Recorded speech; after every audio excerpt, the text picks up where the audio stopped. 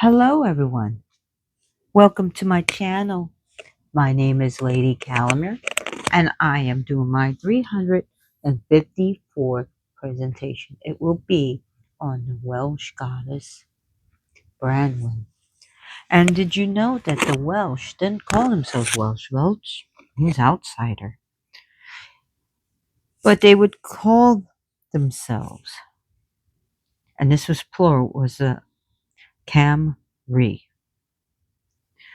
Cymry, which is plural.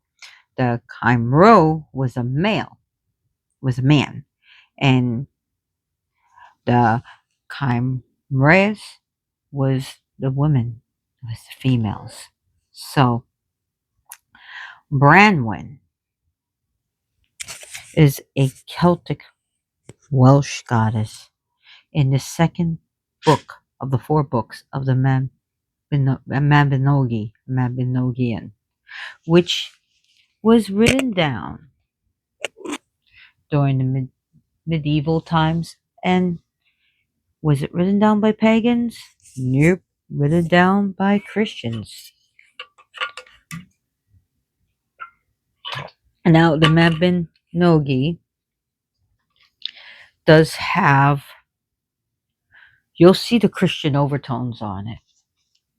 So, but anyways, I want to give credit where credit is due. This beautiful card, your Branwen, comes from the Celtic goddess, witches, and the oracle. Celtic goddesses, witches, and queens oracle by Danu Forrest and Dan Goodfellow. I recommend this. I've done readings with this, and it's amazing. This is really beautiful. So this Branwen card, right, comes from this deck, Goddess Power Oracle. So it's Colette Baron Reed, illustrated by Jenna Della Grotaglia. I hope I'm saying the name right. But I do recommend these cards, and I do have to give credit where credit is due. So, Branwen. In the tales that were written, made them sound like kind of human and kind of outlandish, and like either women were either subordinate, or if they weren't, they were vindictive. If you look in the Irish tales and the Welsh tales and stuff like that, they're either vindictive or malevolent, or they're just fairies or the fae folk, and you know, some tales even like vicious women. But Branwen is in the second tale of the Mabinogi, and she's definitely has associations with lunar power as well as the planet Venus. She is a goddess of compassion, wisdom, and then empathy. She is sort of has a where she is maltreated. She gets falsely accused or blamed, like sort of how Rhiannon, but where she is a damsel in distress that needs to be rescued. But she's not just a damsel in distress, she is very wise, and she is very kind, and she also knows the heart-wrenching loss of losing a child. And there, where a mother who loses her child or a father who loses his child can be in the arms of Branwen. Branwen She's usually called Branwen. There's one word for her. Was it by mistake where they call her Bronwyn? But Bronwyn has a name meaning too. So Branwen, meaning white raven. And white wave ravens, when you're seeing them, or albino ravens, they are sacred to her. In the word Bronwyn means white breasted. Does it mean her white bosom? Or could it be a white breasted raven that is albino? But Bronwyn with the O means white breasted, where with the A means white raven. And she gives good counsel and good advice. And she is very motherly. She's one of the five, and in Arthurian tales, she's one of the five goddesses. So in the Arthurian tales, you have Branwen, Rhiannon, Blodeuwedd, Arianrhod, and Ceridwen. In the Welsh tales, she is one of the three major goddesses.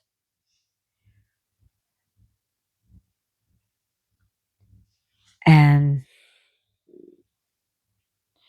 another one of her messengers, and another bird that is associated with Branwen, is the starling, for that's the bird she sent to her brother Bran. And Bran means raven. He's also called Bran the Blessed.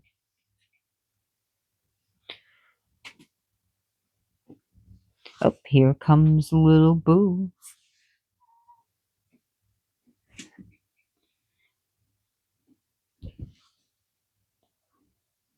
Anyways,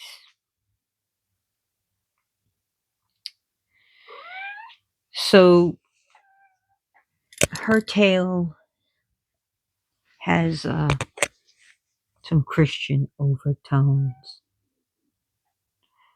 And before I get on with the tale, I do want to talk about Branwen's family. So, like I said, she is the lady we're talking about, the of the four branches of the Mabinogi. She is the second one.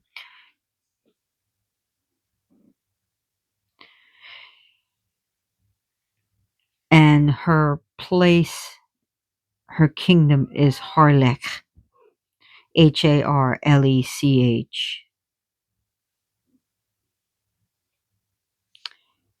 Her brother is Bran the Blessed, and I have trouble pronouncing this name right, but it's Bendigran. I hope I pronounced it right. And her other brother is Methinwin. She is the daughter of Tlir.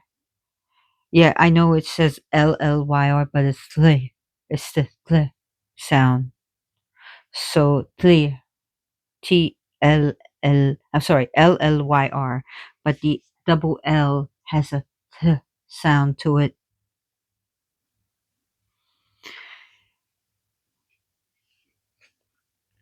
And just like Rhiannon, she marries her husband, who happens to be from another country, where Rhiannon marries someone from another world.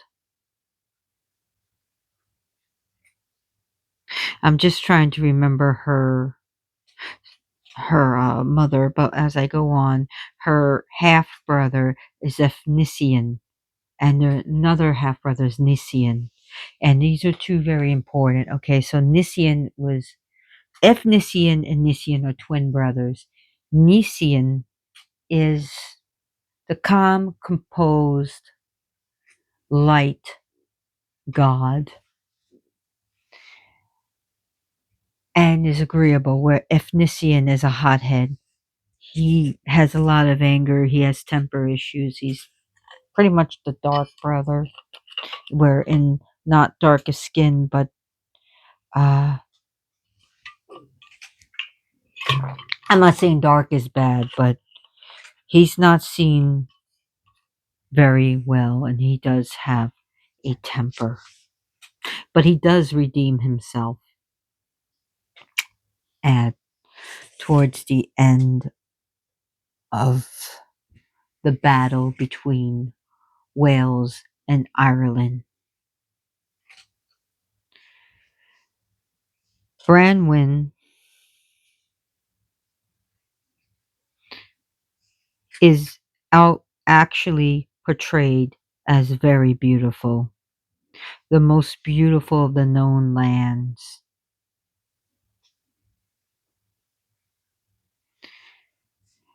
and desired. So she is the fair lady.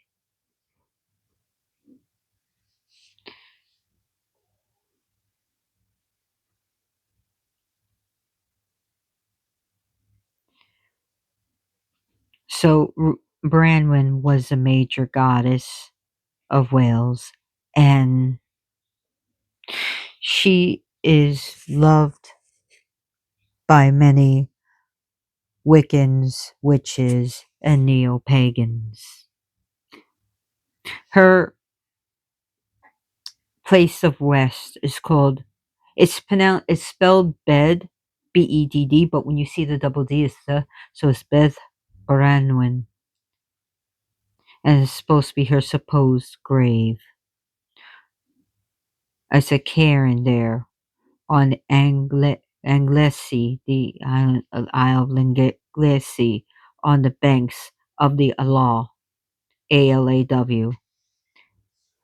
There is her grave. Branwen is for those who has a broken heart, who suffered loss, who suffered indignity and maltreatment. She's for those who, especially for women who w- o- war or are in a domestic situation that's not very good.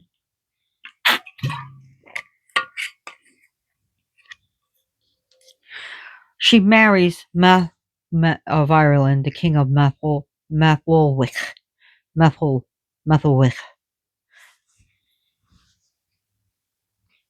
and they were actually in love. But I want to get on to the story about it. So Bran, who is a giant among men, and we don't mean he was 8 feet or 9 feet, for when he walked from Wales to Ireland,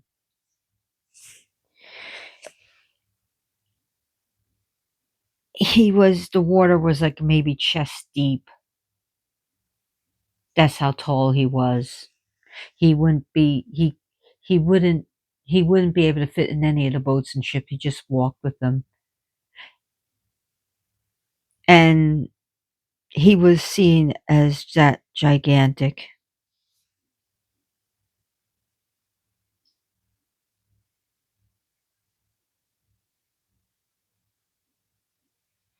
So her name is She's also called Branwen Clare, meaning Branwen, daughter of Clare. And I know some people pronounce him as Lear, but because they don't understand that the L is like a Tle sound.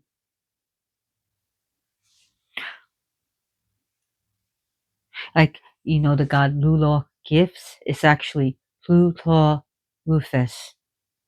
Plutla Rufus. And I talked about him in another presentation. with Lodi with and Arianrod. But we're talking about the second branch.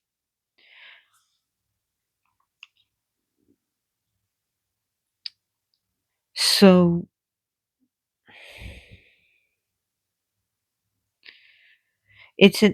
the tale is about jealousy, pride, cowardice, war, loss, sadness, and total total devastation, and like pretty much almost like of genocide is what we would call it.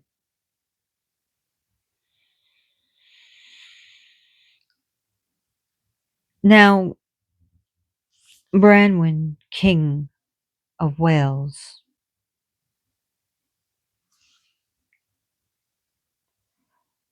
wanted a nephew to take over to basically bridge Ireland and Wales. And that's what he really wanted. So along comes the King of Ireland with his ships, but the shield is facing up, which means they come in peace, they don't come in war. And Bran talks with the king. The two kings talk, and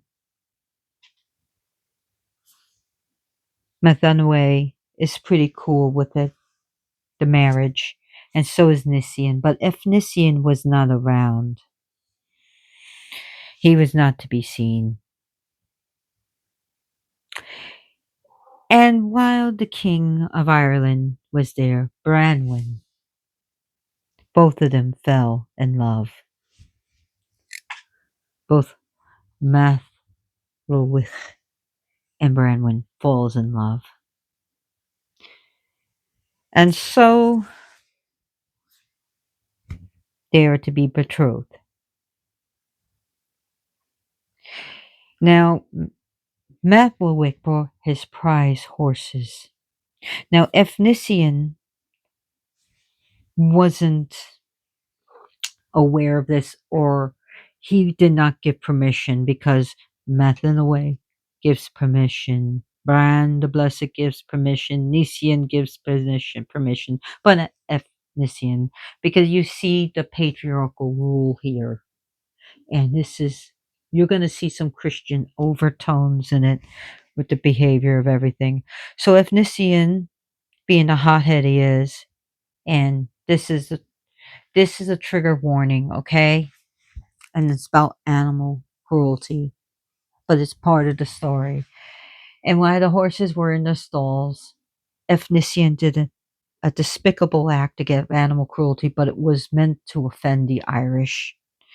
He cut off their ears, he cut off their lips, he cut off their tails, he maimed the horses.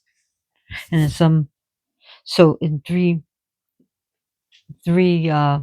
maimings there, and the horses were in pain and they were defiled, and it was like spitting on Ireland, giving the big ol' FU. Well, Maple and his men were pissed. Rightly so. Bran apologized because now it's time to pay a prize.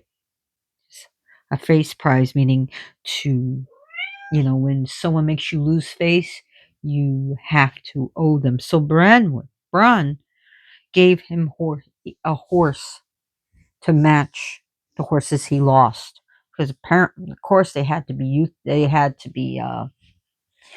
put down. Unfortunately, I mean, one would think so. He gives them horses. He gives them a gold plate, and he gives them.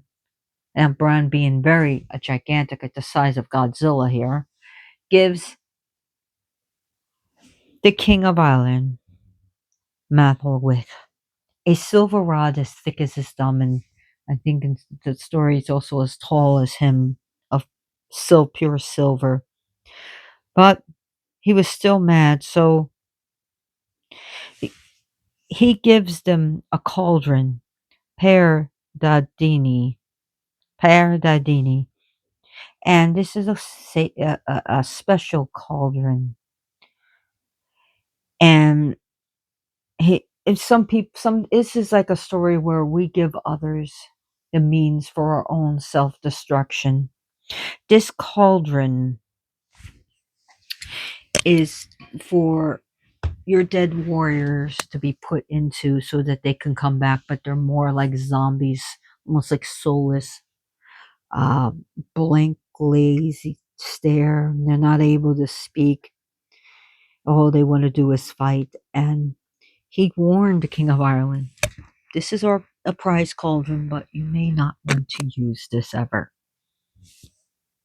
So once you pray the face prize, okay, you're supposed to, shake hands. I'm sorry, I accept, and get over it, especially if you accept the gifts, okay, to prevent war. You're supposed to just get over it, all right? What was done was done. We made up for it. Sort of like if I break your TV, if my brother, if my, let's say I had a grandchild or a kid that breaks your TV and I give you another TV and then I give you a few other things because you were embarrassed, I'm sorry. You know what I mean? Back then it was supposed to be considered done deal. So anyways, Branwen goes to Ireland with Mathlowick. The High Druid was there for what happened and commanded the men that were there in Wales not to speak of this tragedy. So everything was fine. They're in love. She gets pregnant and she gives birth to a son, Warren.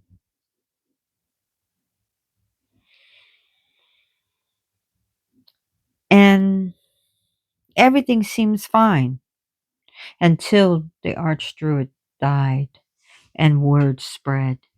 And it spread through Ireland about what had Efnisien did. And people were mad. At first, they loved Branwen. The people thought she was very beautiful, very graceful, very elegant, very kind, smart, and intelligent.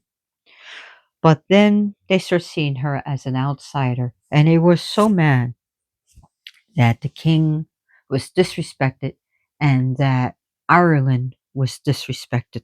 So they demanded payment. They said, since you're not in Wales to punish Branwen for what was done. And the king, instead of being mighty and powerful and say, no, this is my wife. This is your queen. Our son is the prince. You're not going to tell me what to do. So, as you know in Celtic lore, is that when a king is weak and a king is not set to rule, you know what happens. Anyways, so the king gives in and doesn't, stay the course with his wife and basically banish her to the kitchen as a scullery maid. And our home was the kitchen. And the butcher was told to box her ears every day. And every day this happened. And this is for 3 years that goes on. She had no hope of getting away. And she was miserable. And plus, she was miserable for the fact that her husband was a weak man. The son was given to a noble family and was raised by them. So she didn't even have contact with her son. So she became a maid, a scull, a basically a washwoman and scullery maid, a slave of the kitchen. And she finds, before the 3 years are up, she finds a starling that was sick or hurt. But like her mother, she learned, she knew how to speak to birds. Her mother before her did. And so she took care of the starling, and then she would teach it how to talk. This is where goddess power comes in and sorcery. She teaches the bird how to talk, and she describes Bran, and she tells the starling of her plight and her story. And she writes a letter and she ties it to the ring, and she tells her to find Bran. And Bran one day was sitting, and a starling landed on his shoulder, I believe the right shoulder, and he sees the starling with the letter and he reads the letter and he's pissed. That's his sister. And now you, King of Ireland and Ireland, have disrespected Wales. So this is war. Bran got his navy ready and the ships were coming. And Bran walked through the water. He walked with his ships because he was so gigantic, and he did not sink as he was so tall, like Godzilla coming to Tokyo. You know. Anyways, when the Irish saw this, they thought that a rock or bold, big giant mountain was coming with logs of trees. They'd never seen such a sight. And when Bran got there, he was furious. And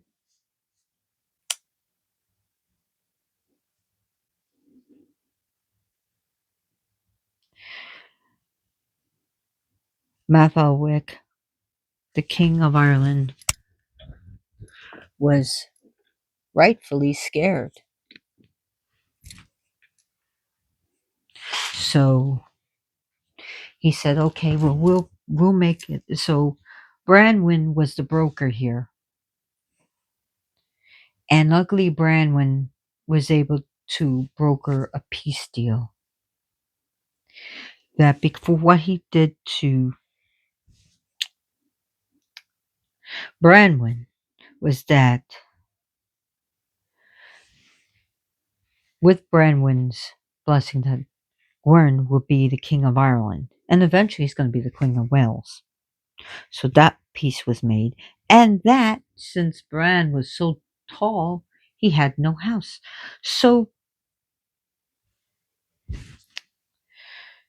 Mathalwick ordered a house to be built with 100 columns. But Mathalwick had a plan. Sneaky bastard, right? He decided to have one of his soldiers, one of his men. Now, depending the source of the translations you read, it was either built in like a column where they can come out, or actually there was a sack of flour, supposedly a sack of flour, and a man next to it. So either way, Efnisian happened to find this out, and he asked one of the men, "What's in that flour?" He had to ask 3 times. But either way, whether it was in the column, is Ethnician crushed each of their skulls. So he asked 3 times each, and he would grab the soldier and crush their skulls. Okay, so it was like a regular man, not a soldier, with the soldier. So he crushed their skulls.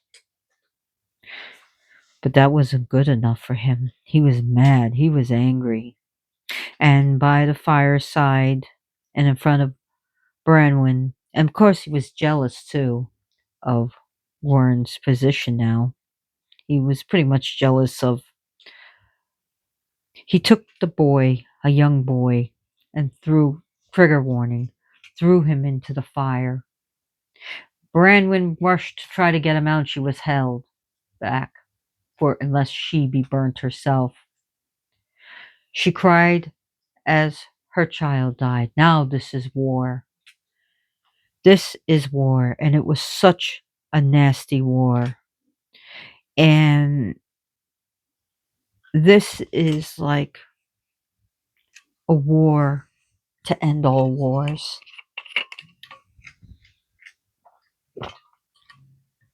And as the Irish soldiers died, but they were winning, the king ordered that his dead soldiers be put into the cauldron to come back to life, Paradadini, to resurrect his soldiers, his troops. And they came back alive, but they were like zombies, but warrior zombies.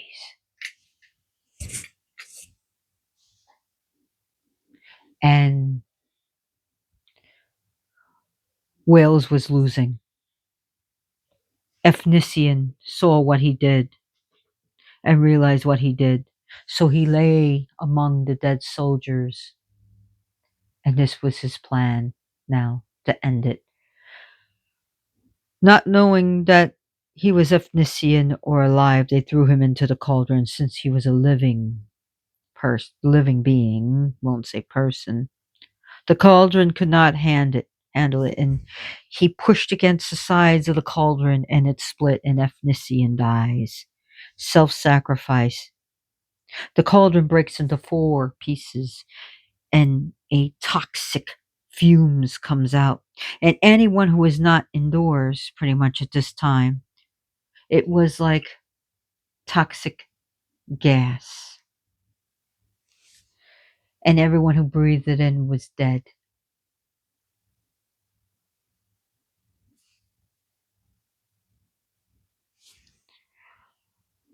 Branwen at this time was upset. So as the Welch were leaving with Branwen to go back home, soldiers came after him, what was left, and they hit him in the leg with a poisonous spear.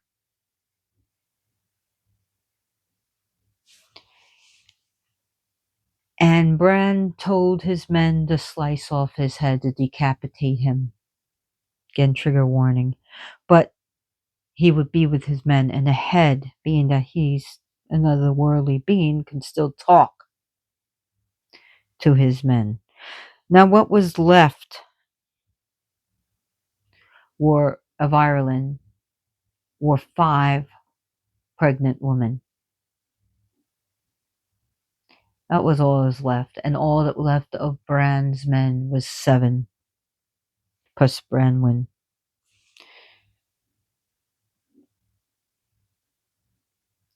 And by the way, one part I forgot is when. No, I'll discuss that. I already forgot. I'll discuss it. So,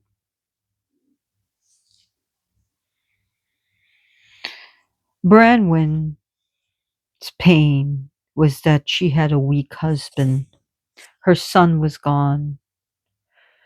So many deaths on either side of Ireland and Wales, and her brother, Bran, is that she died of a heart attack, or she unalived herself, and she died of heartbreak.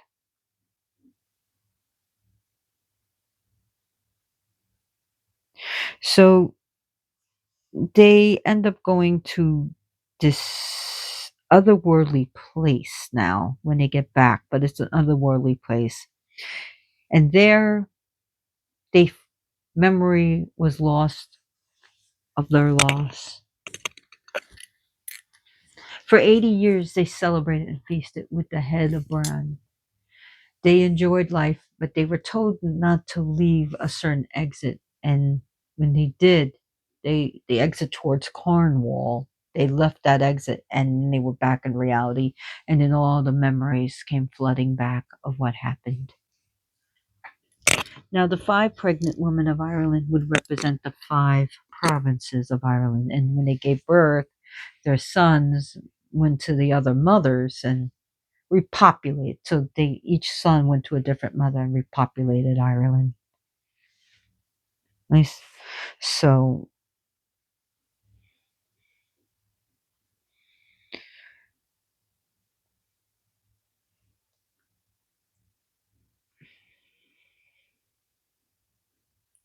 there was, I believe there was like an in the DNA of Irish that they studied that there was a major catastrophe with the Irish people. So whether there was just 5 women left, it may have been a slight at the Irish, saying, you know, you only have 5 women left, pregnant women. But that's the story of Branwen. The part that I did forget, and I'll go over it, is that when the Irish realized what was happening, they destroyed the bridge. And they figured, hey, you're not getting to Ireland, you're not getting past this river, suckers. And Bran was so tall that he made himself a bridge. And he said that he would be a bridge and that he allowed his men to walk over him to get to Ireland. So, yeah, joke's on you. And I'm Irish, I'm part Irish, so anyways, that is the story of Branwen, a tale of sorrow and loss. And if he would have just stood up for his wife,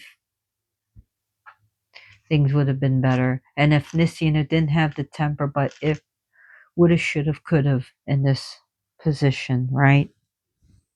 But that is the tale of Branwen.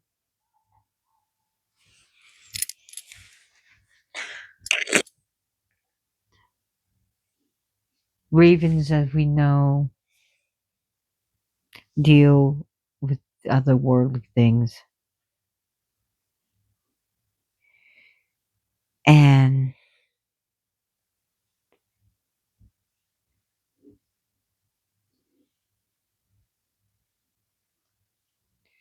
we know ravens are also associated with other goddesses.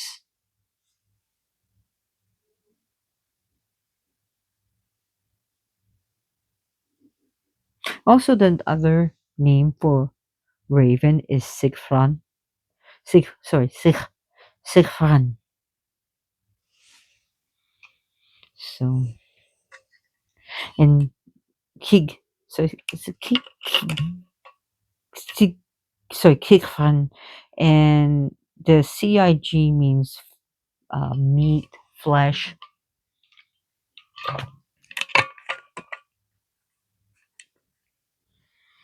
And that these are eating the dead. So, and white ravens are particularly sacred. It's like, wow, a white raven, that's rare.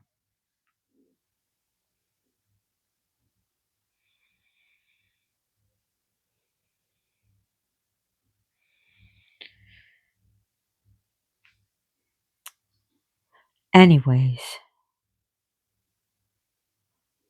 for those who are suffering, especially during the holidays, especially dealing with family or dealing with domestic things, Branwen is your goddess to go to. Branwen understands. When you have loss, go to the arms of Branwen. She is more than capable than helping you deal with your stuff.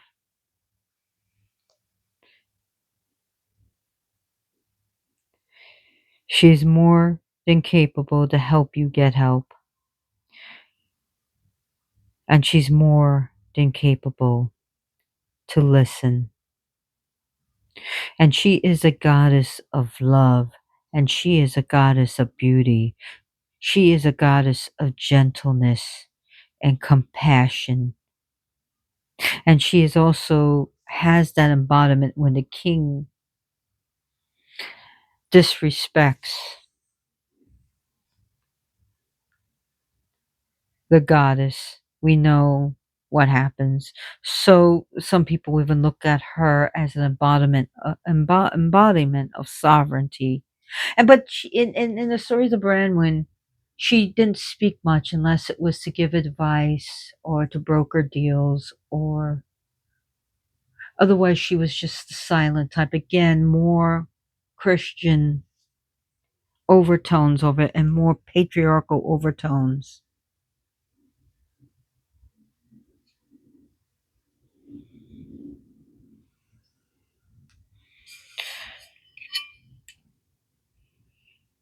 So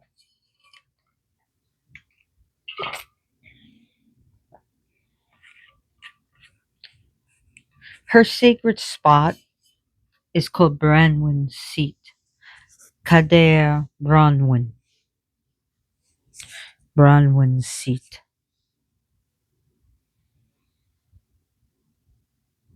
So Kader Branwen is topped with a cairn, again with the rocks, the pile of rocks, Cairn, and it resembles like a nipple from far off.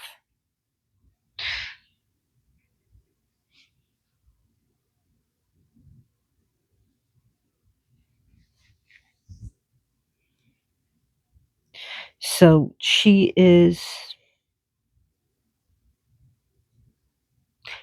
also about forgiveness.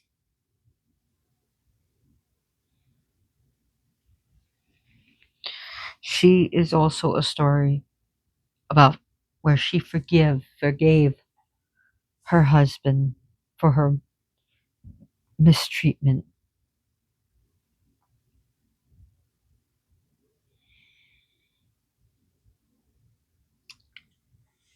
which that's also her themes. So, anyways, I'll just read a little bit from this card. Um, this first one of soon Branwen.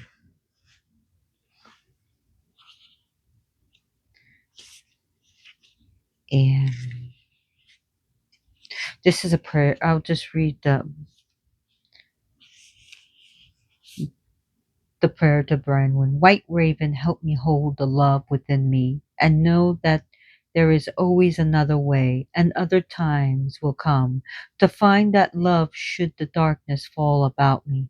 Hold me steady as I feel my pains and struggles and help shoulder the struggles of others.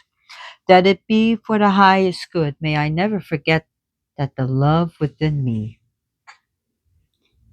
is its own reward and will see me renewed again and again. Divinatory meeting. Branwen calls to you, reminding you of family responsibilities and bonds of love. The story of our love is not all easy and gentle times.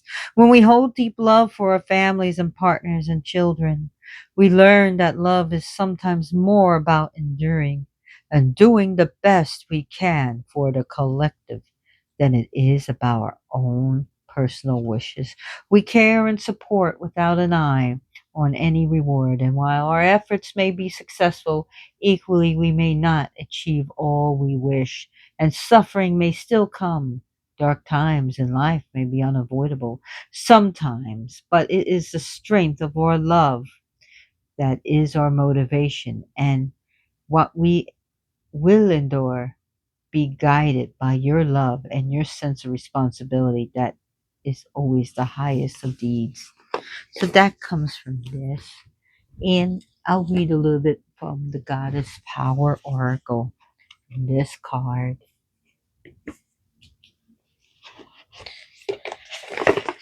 I should have had it marked off.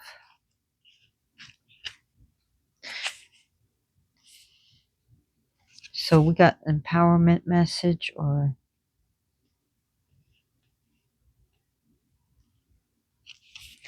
should I read the alignment message? How much time do I have? Okay, I'll read the alignment message. Sometimes we unintentionally cause hurt or pain to others. Sometimes our motive really is to hurt. Now is the time for self inventory and making amends. Your alignment task is to be 100% accountable for your thoughts, feelings, beliefs, motives, and actions. You are not doing this, however, to experience forgiveness from someone else or even from yourself. It's to have the strength and fortitude to be accountable and take responsibility for your actions. In this way, neither guilt nor shame can take root in your heart. You stand empowered and humble with your head high. No matter the consequences, you will always be the beneficiary of such an act.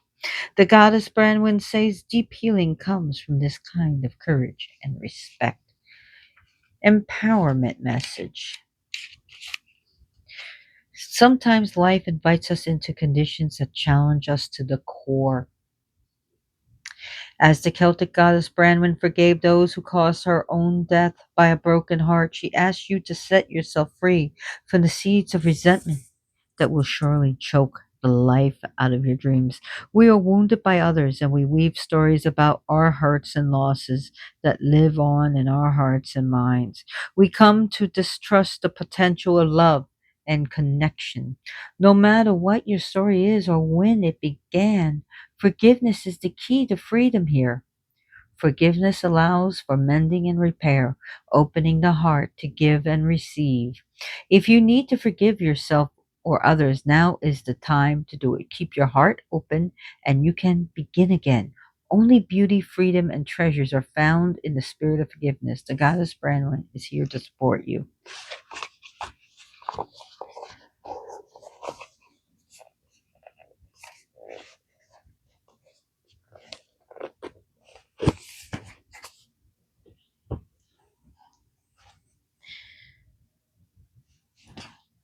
So, if you see a white raven, that is sacred to the goddess Branwen. And ravens and starlings are her birds, especially ravens, be they white or not. It's very hard to find that. So, stones that you can use for her is rose quartz. Definitely rose quartz. And another stone that's used for her is Preseli bluestone. Oh, by the way, the head of Bran was put in London where the tower now stands. And he told his men, by the way, put my head there facing France, and I will protect you from invasions. And I believe eventually the head was moved or something, and then England was invaded. You know, Wales at that part, that was like the northern part of England, because you had Saxons there too, but they also had the Celt. And the Celts didn't speak one um, dialect of Gaelic. There's different dialects of Gaelic,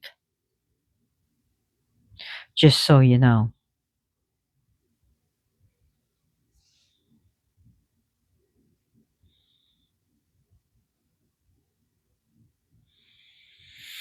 Anyways, like I said, she's a major goddess,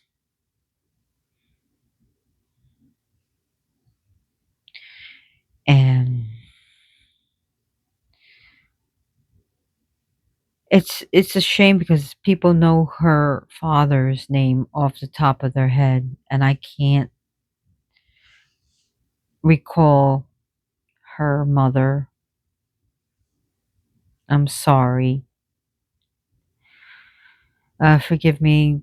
I don't want to have notes or a script.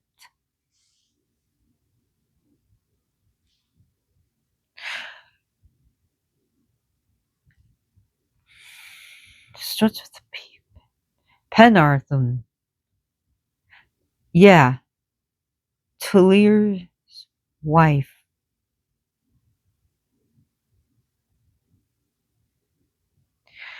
Penardun, Penarddun, so Penardun, who happened to be the goddess daughter of Don, so a Welch aspect of Danu. But anyways, I finally freaking remembered. Anyways, thank you for watching. I don't have a Patreon account. Maybe I'll set one up. But the money that you would have given me, imagine if I had a Patreon account, give to a charity. And also, think good thoughts about me, send good energy my way, and good spells of protection, happiness, and prosperity, because I sure use it, and good luck. And I will accept it even if you see this 10 years from now. And another thing that you can do is share my video with your friends and family. Like and subscribe, because when you like my video, it keeps me making ones to make great content for you. That's a way you can pay me right now. Anyways, thank you so much for watching. As always, blessed be.